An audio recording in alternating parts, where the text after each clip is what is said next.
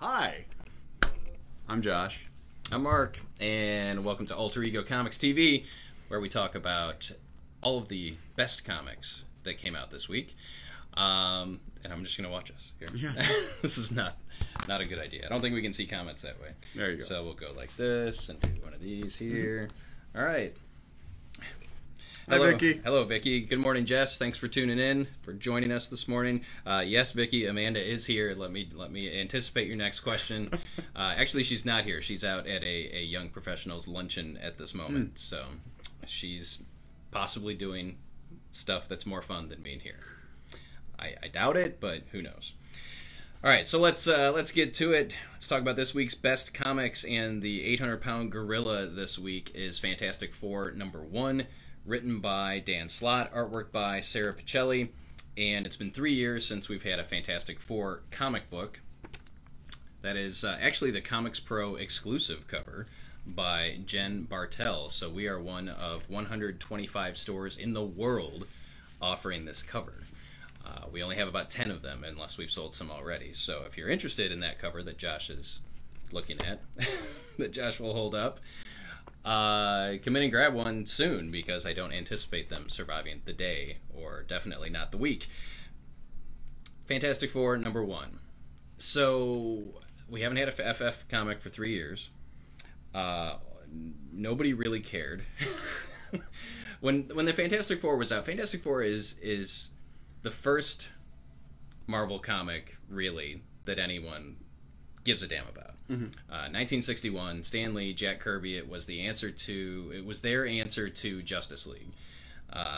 Story goes that someone was playing golf somewhere. I don't know if it was Julie Schwartz, and I don't think it was Stan. It was Stan's boss. Martin Freeman. No, no. Not Freeman. Martin Goldman. Goldman. No, I don't. It wasn't Martin Freeman. He's from Sherlock, and I feel like he's from the Lord of the Rings other movies, things. but... Yes, he was Bilbo. And on the golf course, I don't know, there was a conversation of, what's your best-selling book? And it was Justice League. And why is that? Because we have all these heroes and they're together and it's a team, blah, blah, blah. And then this person came back and tasked Stan Lee with writing a team book over at Marvel.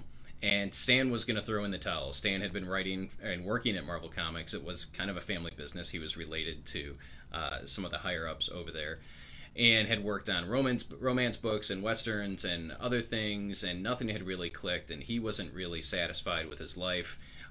Was kind of embarrassed to tell people that he wrote comic books, and his wife, as the story goes, said, "You know what? Make this the book that you want to read. Make this your last attempt to write comics. Throw everything in it that you want to see as a fan, as a reader, and see what happens." And that's what he did, and that's the beginning of the legend of Marvel Comics.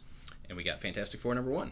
So flash forward several decades, and the FF is not as relevant, as popular as it once was, and just kind of disappeared because of the sales were dismal, and because Marvel was fighting with Fox over the rights. Fox had the rights to do Fantastic Four films. There were 3 produced, 2 of which I've seen. One of which I haven't. Technically, there were 4 produced. We can't do Roger Corman. I don't consider the Corman one because it wasn't released. It wasn't widely released. It was never released at all, I don't think. Yeah, I mean, it's bootleg copies that I've never seen it. You can watch it on YouTube right now. Yeah, I mean, I not have legally, no desire probably. to ever. Oh, it's sit so through bad. That. Yeah, it's real bad. Is it worse than the most recent one? Yes, honestly, I in some ways consider the first one worse than the most recent one, or the second one, I guess, the first one with the guy from Forever. Oh, hi Scott. Hi Dan. We're all over the place today. We want to say hi to Dan because he's watching us live, but he's at a restaurant and has to go. So thank you, Dan. When you watch this replay, we appreciate you. Okay, so I don't know how I feel about the Fantastic Four. I appreciate their place in Marvel history.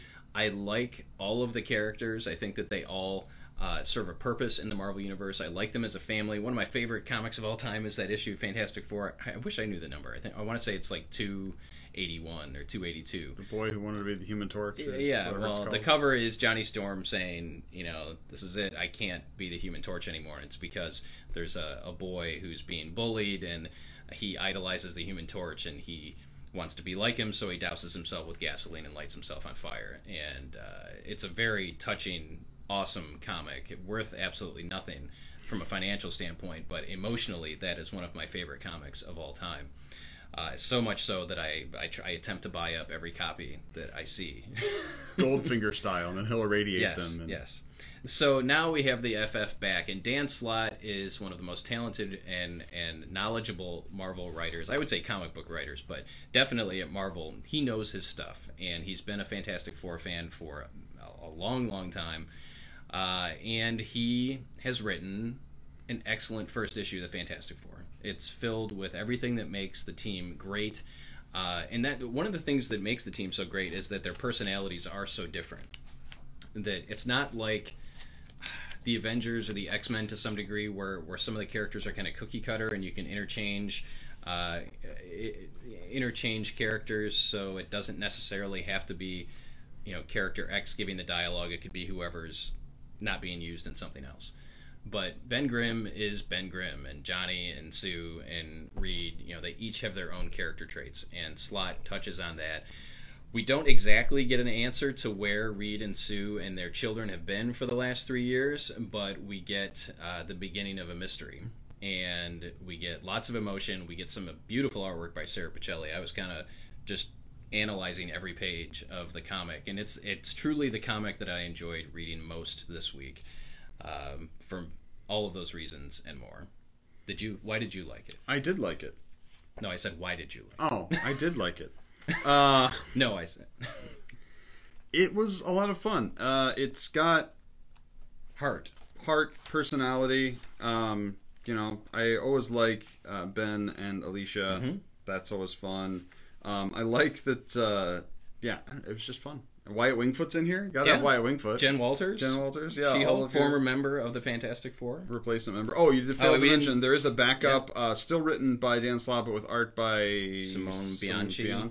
And then there's like a one-page Scotty Young comic at the back with Impossible Man. I never liked Impossible Man. No one likes Impossible Man. He's not there to be liked. But yeah, I enjoyed it. I thought it was good. I think it's a good first book for somebody who's only heard of the Fantastic Four or only seen the show, but it also has a lot of nods to the history of the series. So it's the perfect medium for relaunching arguably the most important book in the Marvel Universe. Agreed. Your turn. I get to talk now. Honestly, my pick of the week is Fantastic Four 2. Fantastic Four #1 as well. But very close runner-up, and a surprise to absolutely no one, is Sandman Universe. This is a one-shot that's going to kick off the Neil Gaiman Presents line for DC Vertigo, which will include books based on characters from Sandman and Gaiman's other parts of the DC Vertigo universe. Gaiman did not write this book. He wrote the story and is kind of overseeing everything on the other series, but it was the individual writing was handled by specific people, and each of the writers who is going to have a series coming out writes a part of this. So basically this is the kickoff book, the alpha. This sets the tone and where we're at. And basically where we're at is Daniel, Dream of the Endless, is missing. Like Morpheus is in the beginning of the original Sandman, like God is in the beginning of Preacher, and it's a mystery. Where is he? So we see all these different characters. Our main viewpoint character is Lucian, the librarian, and Matthew the Raven, as they kind of oversee and interact with people and try and find out where the Lord of Dreams has gone. And I think if you're a Sandman fan, you're absolutely going to want to read this. It's really, really good. It felt like what I wanted. Like, I liked Sandman Overture a lot. Like, definitely by the end I loved Sandman Overture, but it didn't feel like more Sandman. It felt like a Sandman prequel, which is exactly what it was. This feels like more Sandman. It's an epic story. We've got a lot of really great artists working. We've got introductions of new characters. It's just awesome. So the books that are coming out are Lucifer, following Lucifer, titular character. The House of Secrets, which is sort of in the House of Mystery vein. It's basically, there's always been the House of Secrets and the House of Mysteries. This is a third house that has appeared, that's referenced in here. Sorry, that's House of Whispers. What did I say? Sorry, it is House of Whispers. My mistake. So is it Mysteries, Secrets, and then Whispers is the new one? Yes. That's right. Okay. And then we've got Books of Magic, spinning out of the Books of Magic universe, featuring the greatest mage in the world. Was that 4 books, Mark? Lucifer, House of Whispers, Books of Magic, and... Gonna have to figure out what that last one is. Lucifer, House of Whispers. Oh, The Dreaming, which is a sort of wide view one covering everything else. And that one's going to be written by Cy Spurrier, who I've really been enjoying. I'm almost happy that Gaiman's not writing this, because the Gaiman we get now isn't the Neil Gaiman that wrote Sandman. He was younger. His writing was a little rougher. He was a little more risk-takey. I think he's a better writer now, but I don't know that the things he writes now feel as much like Sandman did back in the day. So I'm very excited that he's doing the overview, and we've got individual kind of up-and-coming talent. I mean, Cy Spurrier's written a lot of stuff, but none of these people are comic book blockbuster sellers. So yeah, I liked it. I think if you like weird fantasy stuff, check it out. I would even argue, if you've never read a Sandman comic, you could probably follow it, although that's hard for me to gauge, having read them all. But it was super good. And there's a bunch of cool covers by a lot of classic artists associated with the Sandman franchise. So this is the beginning. This is the beginning of the Sandman Universe, where Gaiman is acting as Joss Whedon did over at Dark Horse for the Buffy books and the Firefly/Serenity books. But something tells me Gaiman's going to have a little more hand in at least guiding things. Who knows? Yeah. Who knows? All right, I want to say hi to Scott and Joe and Brett, and they're all named Jones. Is it possible? I know that Scott and Brett are related. Are you all in the same house watching this at the same time? If so, that's just totally awesome. And hi to, and again, Joe, we do have a YouTube channel. It's youtube.com/alteregocomics, and we are cross-posting the Facebook Live videos on the YouTube channel. Because we have some people that would that prefer to consume the content on YouTube versus Facebook. We also rip the audio and upload that as a podcast, and that's under the name of Comics Are Awesome. So if you search for Comics Are Awesome on iTunes or Android, you will find the audio version of these videos, so you can listen to them as a podcast if you're driving or working out at the gym or working on a factory line or something. I don't know how you choose to consume. And there are also 300 odd episodes going back close to a decade on there. So not so much on the podcast. Right, I'm talking about the YouTube channel. Yeah, the YouTube channel. It's not just the Facebook. We've done over 350 episodes plus some specials here and there, and yeah, all kinds of content to watch going back at least 10 years, I would say. That's insane. Right? All right. Next up for me, Amazing Spider-Man number 3 by Nick Spencer and Ryan Ottley. This is the fresh start for Spider-Man, where Peter is a little more happy-go-luckier. And there's some interesting stuff that happens in this book. Actually, it happened at the end of last issue, but the explanation is in this book, and it is something that I think we've seen before in Spider-Man, but not exactly like this. If you look at the cover, we've got Spider-Man and Peter Parker wrestling, grasping at each other, and you might say, how is that possible? And it is explained in here, and it is not what you may think. And it is interesting. It creates an interesting dynamic in the book. Curious to see where it goes. So I think Spencer and Ottley have been doing a very good job with this new Spider-Man series, bringing back characters from Peter's past, including Robbie Robertson, and now Nora Winters, who was introduced in the Brand New Day stuff, I think. Prior to Dan Slott. She was definitely in there. Yeah, I don't know. But Mary Jane and Peter are back together, so if that's your jam, if you've been waiting for that to happen, you want to come back in and check out Amazing Spider-Man. And Peter is actually working with Dr. Kirk Connors, a.k.a. The Lizard, at Empire State University. So there's all kinds of classic Spider-Man stuff going on, as well as new stories for Spidey fans. And I'm enjoying it. Me too. Do you want to talk about that, or... You can do that, and then we'll get to that. Or okay, we'll figure it out. All right, next up for me, a new indie book from Boom Studios, Black Badge. And I love the art on this cover. I would really love it if the name of the book was on the cover too. But given the choice between the two, I guess the art's pretty cool. No. No? There needs to be a name. Name, a number, anything at all. Rule number 1, Boom Studios. The title of your book belongs on the cover.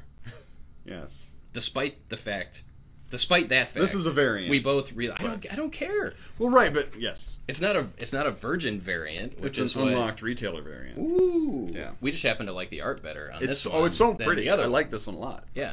But put the title of your book on the cover, people. With the Jell-O pudding in the. All right, so written by Matt Kent with art by Tyler Jenkins. This is Jenkins. To me, it feels kind of like Apocalypse Now meets Follow Me Boys. What is Follow Me Boys? Fred McMurray classic for the Disney Corporation, where he's a scoutmaster, and his troubled student, whose dad's a drunken plumber, is played by a very young Kurt Russell. I knew that was Kurt coming. Russell. Kurt Russell, he's great. My name is Kurt. If you like Fred McMurray movies, check it out. It's great. Anyway, so it's about Boy Scouts, but this is a super weird story where you've got a black badge, which, like Fight Club, nobody talks about and nobody knows how to earn until you're asked to go out and earn it. And these boys are working for their black badge, and they're basically sent up the river to go kill Colonel Kurtz or something. It's not clear exactly what their mission is, especially as they're the a Black begins. Ops group. Yes, of it's the Boy the Scouts. Black Ops branch of the Boy Scouts, but they don't necessarily know that. The which one Josh kid's like was brand also new. a member of. The Black Ops branch? group of the Boy Scouts. Yes, I'm not allowed to talk about it, Mark. All right, so if I disappear forever and you never see me again, it's because he brought up the Black Badge program. That's why. So it is great, and it is fun. I like Matt Kent. He has a little bit of a cerebral angle. It does a good job of giving us a cast of characters that are identifiable and relatable, but also moving the story forward quickly. It was great. I was very surprised because that's a super weird concept, but it was a lot of fun, and I liked it. Yeah, I liked it too. You throw Goonies and Stand By Me and the movies that Josh talked about that were made before we were born. And, Apocalypse. Okay, yeah, that's right. Apocalypse Now, I think, definitely was made before you were born. But, yeah. Yes. If you have not seen Apocalypse Now, I highly recommend it. It's not the most uplifting film in the world. And it features a very young Harrison Ford for like a minute and a half. Yes, and a very young Lawrence Fishburne. Yes, when he was going by Larry Fishburne. Before he became professional, he was going by Larry Fishburne. And then watching the documentary on it. Hearts of Darkness. It's better than Apocalypse Now, but you should watch Apocalypse Now anyway. We need to do a movie. Next up, DC has been doing a line. Oh, I'm sorry. I thought you were out. No, I got one more. Oh, okay. Talk about your thing. Blah blah blah blah. Awesome. Yes, that art is Otley's art is very. It's if you're used to his art. I'm talking about Ryan Otley and Amazing Spider-Man. If you're used to his work on Invincible, Robert Kirkman's superhero book, it's instantly recognizable. But yes, it's definitely that cover has a Mark Bagley 1990s or late 80s Spider-Man vibe to it. My final selection this week is Superman #2, written by Brian Michael Bendis, artwork by Ivan Reis. This is the variant cover by Adam Hughes, but there is a regular cover by Reis as well. And the more I read of Bendis's Superman, the more I like it. I think he brings a different voice to the DC Universe, and especially to Superman. Maybe because he hasn't written the character before, and because he's new to the DC Universe playground. But I definitely get a different vibe off this book, and I like it. Reis continues to blow me away with his artwork. It is outstanding. The participation of other members of the DC Universe in here is super cool. And the thing that made me laugh out loud, did you read this? Which one? This. Yes. Superman. You saw that guy? Yeah. Okay, so the villain from Superman 4, The Quest for Peace, makes an appearance in this book. I believe his name is Radioactive, not Radioactive Man. I think it is Solar Man, yeah, or something like that. Radiation Solar Man, maybe? Son of the Atom. I don't yeah. know. But this guy shows up. I'm sorry, is that Adam Warlock? With no explanation whatsoever, and it is all kinds of awesome. So Superman continues to be an excellent read. I miss Pete Tomasi and Patrick Gleason, but the Bendis stuff is growing on me. It's been kind of a slow burn, and I think most of you would probably agree with that, but I'm still enjoying it. I don't imagine a world where Bendis writes something where I just don't, especially a mainstream superhero book that I don't enjoy. Hi, Roberto. Yes, hello, Roberto. All right. Oh, what is this? That's a book. Well, sorry, no. DC does this line of novels now. They're sort of YA centric. They're not technically YA. They're just general novels. But a lot of the writers they're targeting are YA writers, and these are people who have sold a lot of books. Out this week is Catwoman Soulstealer. So obviously I have not read this. It came out last night, and it'd be that thick. But I wanted to make sure you knew about it. This is written by Sarah J. Maas, who wrote the Throne of Glass series, which is a fantasy novel series about a criminal woman who gets drawn into things, into intrigues, and maybe fight the good fight sometimes. So writing Catwoman is a great feel. Strong female protagonist is definitely Maas. I maybe pronounced that wrong. Mace? I would say Maas. But just so you know, the other ones, the Batman one, Batman Nightwalker, is written by Mary Lou, who's done a lot of good YA stuff. We've got the Matt De La Pena pen Superman Dawnbreaker, which may not be out yet or is out soon. Wonder Woman Warbreaker by Lee Bardugo. So if you know somebody who likes superheroes but doesn't want to read comic books, or somebody who's a big fan of kind of YA literature or any of these specific authors, those are worth a look. And also out this week, we've got, in limited quantities for some people, we've got Rolled and Told. This is a preview issue. Now, this is a really great concept. In the 70s, 80s, 90s, and early 2000s, there were two books called Dungeon and Dragon magazines, respectively. Dragon for the players, largely. Dungeon for the Dungeon Masters, largely. And they contained mixtures of comics, short fiction, actual adventures, character ideas, rules questions. They were really great resources for anybody who loved D&D or liked D&D. And there were other magazines kind of in that milieu for other games and also for D&D itself. But those haven't been published in, God, over a decade now, because that stopped with the end of 3.5 and the start of D&D 4. If you liked those, the people who made those went on to make Pathfinder. Check that out. New edition coming out next year. Playtest available now. But this, with the death of print media and magazines, just like Wizard Magazine. Wait, what? Wizard Magazine went away, D&D magazines went away. There just aren't a lot of them out there. So this is a new endeavor from Lionforge. They've got this imprint called Quillian, which is kind of a gaming-focused imprint. And this book is Rolled and Told. So every month it'll have 2 ready-to-play adventures for the world's greatest role-playing game. That's 5th edition D&D. They're just not allowed to say it. Which is like 6 to 12 hours of gameplay time on average. A fully illustrated map. Now, this isn't necessarily a tactical map, but it is at least the one in this sample one, is beautifully illustrated. I don't know if you can kind of see that there. As well as comics for each full adventure, kind of tips and tricks, kind of not necessarily rules questions, but like the articles in here, there's one about the history of the Mimic and interesting ways to use the Mimic in your game. There's iconic character sheets in here. The adventure was really kind of fun, tongue-in-cheek. So if you're a D&D fan, or you just like fantasy stuff and want to kind of dip your toes in D&D, these are really great. This is the freebie one-shot kickoff, which may be a little tougher to find because you can't order it. They just sent them to the stores that we're getting them. So we can't get more if we run out. But the first issue will be out in September, which you can pre-order now from your shop, theoretically, and the other issues going forward. I think this is a really great idea. D&D's bigger than it's ever been, and the mixture of comics and kind of what used to be magazine content and adventure content should be of interest to many, many people, possibly including you. And we should mention, for those of you that don't know, Lionforge is a comic book imprint.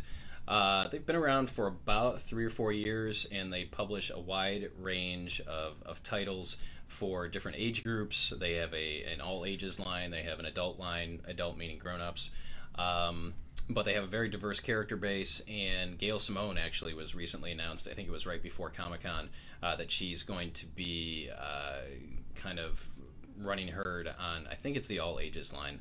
I could be wrong though, but Lionforge is definitely a publisher to watch. They're doing things that are different from a lot of other comic publishers, including this Rolled and Toad. Rolled and Toad. Told. I can't talk. It's all right. And this is free, but the first issue, I believe each issue is going to be $8. I think it's $7.99. And that's 64 pages, so that's, Yeah, but if you are a D&D, if you are an RPG fan, a D&D player, if you like fantasy, all those things, this is Starlog and Wizard, all kinds of stuff. Do we say hi to Cody? I don't think we did. Cody wanted to know how's the comics. The comics are awesome, Cody. Great stuff to check out at your local comic shop this week. We want to say hi to Lisa. Lisa, if I'm not mistaken, with Aftershock Comics. Thanks for tuning in, Lisa, to see our weekly show here. We're glad you're watching. Hi, Brett. Brett again. Yes, so that does it for this week. All kinds of great stuff at your local comic shop. If we are your local comic shop, come see us. We're here waiting for you. We appreciate you watching. If you enjoyed this week's show, please give us some thumbs up and some hearts. Like, comment, and share, because that gets us into the engagement factor on Facebook. Coming this fall, starring Mario Lopez. The engagement factor with special judge, what's his face, Simon Cowell. If you want to watch it again, feel free. If you want to check out all of our videos, head over to youtube.com/alteregocomics. And if you just want to listen to our wonderful voices, you can check out the podcast Comics Are Awesome wherever you consume podcasts. We appreciate you watching. We hope you have an awesome week, and head out and pick up some great comics.